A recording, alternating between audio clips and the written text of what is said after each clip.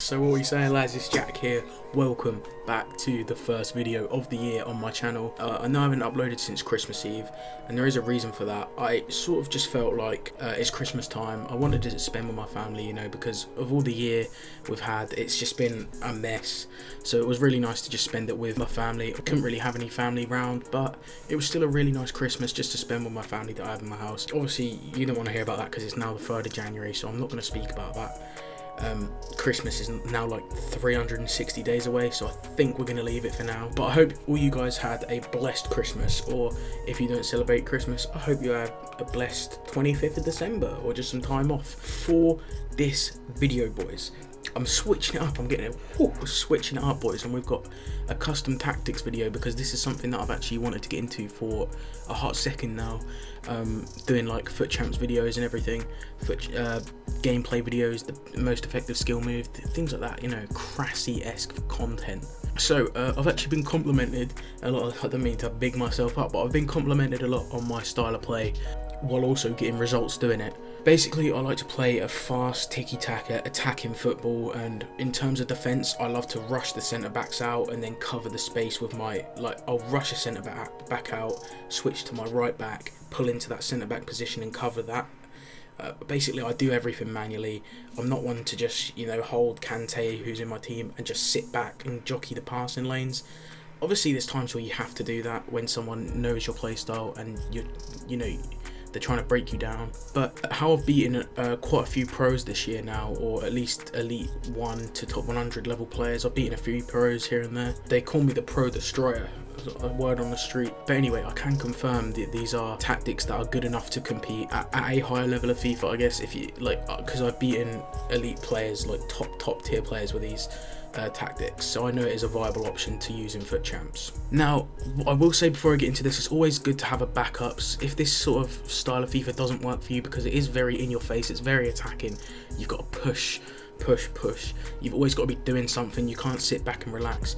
You've always got to be rushing someone in to press your opponent, and basically you just suffocate them into the point where you grab the ball and run away with it and then counter attack. It doesn't always have to be counter-attack, it's just, it depends how you like to play. I just like to play really fast football. If I lose it, I lose it. I'll just win it back again by pressing him really hard with my defenders slash midfielders slash attackers, really. But yeah, a bonus of this style of play is that it can lead to, you know, winning the ball back a lot in the attacking third. So like, he might make a mistake and panic with his keeper, pass it out quickly because you're putting that pressure on, and you just nab it with, say, I don't know, my team, Kenny Dalglish. Bang, you've got an open goal. So I'm going to talk about how I play the formation and the positions I use. But first, before we do that, we'll get into all the tactics and everything of how I run the team. And then after I've done that, I'll get into what types of players you need in each position to run the formation, how I like to run it. So I was actually inspired to start playing this style of FIFA because I used to play 4-2-3-1. Back in the older FIFAs, I used to play 4-1-2-1-2. But I was watching a lot of Young Boy Nevs, or Sven. You might know him. Go and check him out on Twitch. Really good FIFA player, and he plays a similar style. And I sort of adopted that style to him and then just sort of changed it a little bit, obviously, to how I play FIFA. But I'd say we probably have very similar styles. He's just a bit better than me. So getting into this, I know it looks mental. Don't get overwhelmed by how stupid that looks. Trust me, this is how you want to play. So what I do, I tend to switch to, see, as you can see, this is my only balance, this is my only style that I use at all times. I could be 5-0 up and I'll still be using this style. It's just how I like to play FIFA. It makes it more bearable, it makes it fun, in my opinion anyway. So straight as soon as the game starts, I switch into my attacking. Yeah, so I'm going to run through it. Defensive style, the reason I have that unbalanced is just because it's a bit of everything, you know. Sometimes you want a few of your players to sit a little bit deeper. It depends all on the opponent. See, I wouldn't like to sit, you know, stick it on pressure after possession loss, because then if you're against someone who's patient, that's going to be really annoying to have your, you know, if I want to press someone, I want to be doing the pressing. I don't want my AI to press for me because they don't know how to do it the same way I do. I might want to press in a certain way and my AI might just all push up in a unit, and I don't like that. I like to sprint out with one person, cover that position with someone else. And you don't want pressure on heavy touch. You obviously don't want drop back because we're not a rat. Then we move on to balanced. It's just a nice balance. We like balanced, apart from in the attack where we do like a bit of fast build up, but stick it on balanced. If you don't like balanced, change it yourself. Obviously, these tactics might not work for you because they definitely don't work for everyone. You're going to need to be half decent at defending to run these tactics, and you've got to be, you know, you do get quite a lot of chances obviously running this. so you don't have to be as good in the attack, but you do need to be very good defensively. So onto the depth and width. We actually do run 4 depth. I think it's a nice balance. 5, and I think you're a bit more open to those through balls through the middle. And then 3, you're a bit too open to those wing balls. But 4 is just a nice balance. I would say pretty much most pros custom tactics run 4 on this.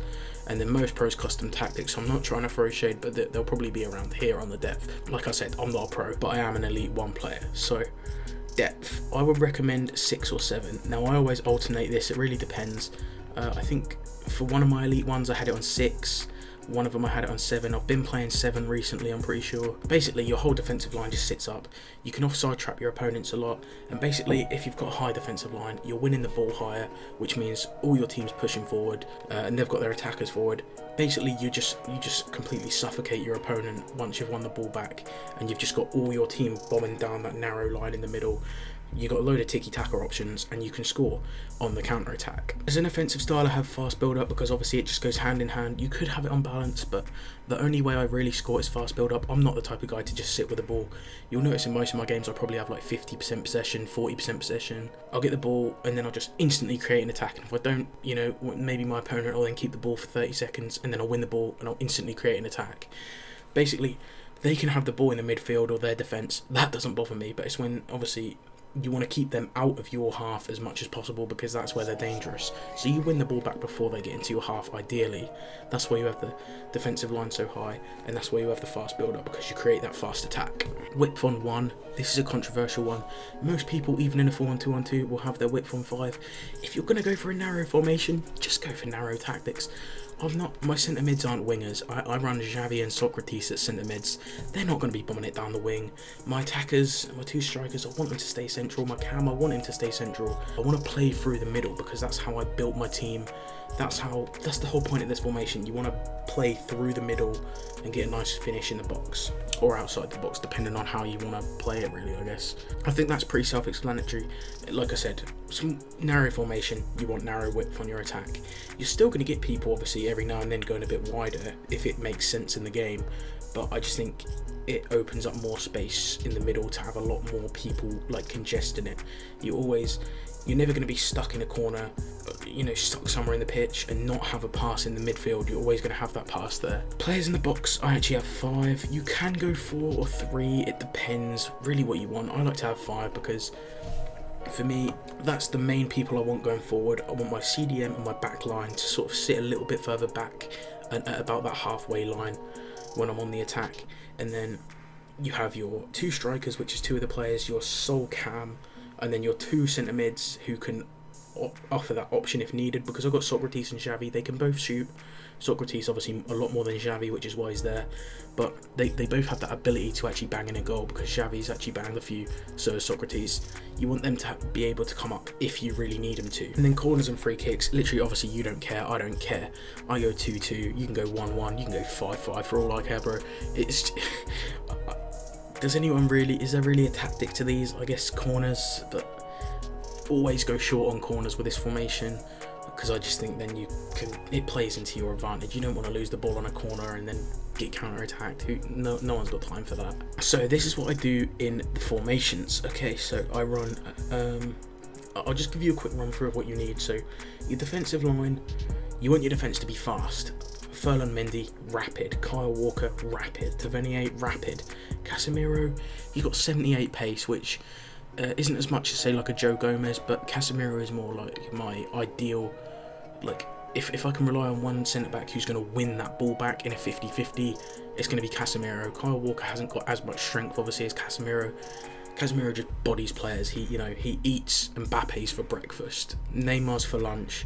And then, mate, if he's still hungry come like 8 o'clock, he's going to have Eusebio for dinner. Yeah, but so like, obviously Pope, just insane. Yeah, Casemiro, I do like to have one centre-back that isn't as fast, but definitely can body people. Like, if my opponent is in the box, Casemiro is my go-to that I can rely on to get his massive, chunky body in the way. I'm one to talk about chunky bodies, but Casemiro has that big build, he gets in the way. Also, like a Van Dijk would be good there, like a record breaker Van Dijk, but I ain't got time for that. I've got an untradeable Casemiro freeze. Your CDM, Kante. I'm not going to tell you to get Alan, to get Vieira, get Kante, mate. He's what, 300, 400k? I don't really know. I've got him untradeable. Just get a Kante. He's insane. He can't shoot. He can actually. He's actually scored a few bangers for me in his time. But Kante, he can pass, he can defend, he can body people, and he's a bit quick. So you whack a shadow on Kante and he's your ideal CDM. Now Socrates and Xavi. Xavi's obviously pretty obvious. He's got 4-star skills. I think he's got 4-star weak foot, and Socrates obviously 4-star, 5-star. You've got to have your centre mids on at least 4-star weak foot. My right CM and left CM, it doesn't matter what side they're on. I would just say you want to have one CM that's like a bit more box to box, which is Xavi. Even so, I would probably do better having like a Renato Sanchez there, but I don't really like conforming to the meta as much. I like to use players that are quite fun. I know I've got, obviously most of the team is meta like Neymar and Mbappe, but it's because I've got them untradeable. Same with Dalglish. Xavi and Socrates, they're both really fun players to use. Socrates is insane at bodying people. Basically, Xavi is like your box to box who you can control, win the ball back, and obviously he can play a fantastic ball through. So you want your cam to have good passing, or one of your centre mids to make sure they have good passing, make sure they can run box to box, and make sure that they can have a decent finish ability. But the main thing you want here is 4-star weak foot and for them to be able to pass, because if your player can't pass, if your centre mids can't pass, what are you doing? Do you know what I mean? If your centre mids can't pass, you're not going to win games. And then I have another CM. You can maybe use like a Vieira, a Huller, a Zidane if you can really afford that. I've gone for the budget version, Socrates, because he's untradeable. 5-star weak foot, so he can pass the ball. He's got fantastic passing. He's chunky. He can win the ball back. If Socrates is 50-50 with someone, he's winning that. But one of the main reasons why I have Socrates, if your opponent has a goal kick, boots it upfield, who's getting their head on it? It's going to be Socrates. Or they're Renato Sanchez versus Socrates, who's winning that in the air. Do you know what I mean? So it's always good to have one fairly nice big centre mid to win all those balls back and have that physical presence, just to scare your opponent a little bit. Again, make sure both 4 or 5-star weak foot, and make sure they can pass. And obviously have one that can like rip a long shot or something like Socrates can. Neymar is a great soul cam. He's probably the most ideal on the game. You want 5-star skills, you want 5-star weak foot. There's not really any other options. Obviously like Zidane, but I think Neymar's just that perfect cam because he's nimble, he's quick, and he's got 5-star, 5-star. Does well, Pisa, 5-star, 5-star. If you know, you know, boys. Kylian Mbappe and Kenny Dalglish, if possible, both need 5-star, 5-star. It's not a possibility for me. They both have 5-star, 4-star, and they both have the opposites. I would probably say make sure one has 5-star weak foot, just so you know you have at least one striker that can bang it on each foot, and then make sure you have at least one guy with 5-star skill moves. Spam your elasticos, spam your reverse elasticos, spam all the 5-star skill moves in the world, and your attack's sorted. I'm not going to tell you how to attack because you know that, and this video has gone on way too long already. But basically, 5-star skill move and 5-star weak foot where possible in the attack. You want them to at least have 5-star something, otherwise they're pretty useless on the attack. You need your attackers to be as unpredictable as possible to score the most goals against top level players. And before the end of the video, we're going to quickly hop onto the player instructions. This is a quick one because I've already spoke about how the team functions. So right back and left back, stay back while attacking, nothing else. You don't want them bombing up the field, simple as that. We're a narrow formation, we don't need width. Kante, cover centre, stay back. You want Kante covering that centre, sticking, just above the Casemiro and Walker, your 2 centre backs. Stay back, you don't want him bombing forward because he can't shoot, and then he's going to play that role fantastically. I don't need to tell you how to play a CDM. Both your centre mids, completely leave them and keep them on cover wing, because you have enough players in the centre. When your opponent's on the attack, they're probably going to go down the wing, so it's nice to have some defensive options a bit more out wide, and obviously you've got your fullbacks to cover that as well. So it's the same for both of those, leave them completely. Neymar, just stay forward, because when you win the ball back quickly in the midfield, you want to put it straight through to Neymar or one of your strikers. And then the 2 strikers are completely leave, no stay forward, because they're going to stay forward anyway, but you obviously want them to drop back a little bit if you win the ball a bit further up the field. And I think that's it. I speed ran the instructions because they're pretty damn simple. I already explained how you're going to win with this team. But anyway, if you have enjoyed and want more videos like this, the custom tactics, etc., please leave a like. If we can hit 20 likes, I don't know, whatever, I don't care. Actually, I do care, that's a lie. You guys have been insane. You guys have been insane, actually. So now the video's over, if any of the real ones are still here, I really do appreciate the support. Honestly, I couldn't have wished for a better end to 2020. I suppose while I'm here, I'm a YouTuber, so I've got to plug something. I just punched my monitor by accident. I've got to plug something. I'm a YouTuber now. Go follow my Twitter at Manimac foot, like FUT, not the other foot. That'd be weird. At Manimac, MANI MACFUT for like FIFA Ultimate Team. Go follow that. Thank you. Peace. In a bit, boys.